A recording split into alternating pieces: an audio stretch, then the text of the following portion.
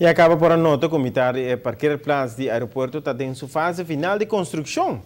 Visando isso, a companhia se avança em grande para ter parqueirplaats usando painel solar, com a final produzir corrente que vai back riba e rede al mar. Com vista fora alto, por mira claramente o comitê de gente parqueirplaats tacla tapa com painel solar acaba.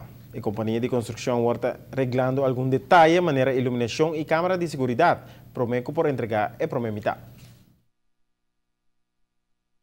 Que mais comitê de projeto está claro, o que não é developer está preparando para fazer pôr a linha na boite, pôr luz boite, pôr câmera, é solar park, ou melhor dito, solar parking, que requer muito mais que solar parking normal.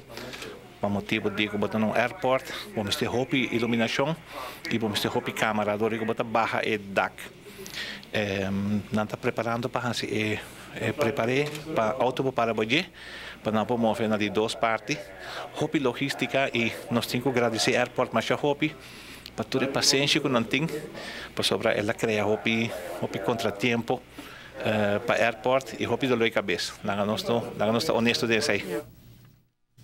Natura porque o plazo produzir 3.3 megawatt de energia que lo por suministrar mais ou menos 1.500 casco corriente. O Utilities UNV assegura que tem mais de projeto aqui na caminha e te aconselha a todos que estão interessados para tomar contato com a UNV Almar para mais informação e guia.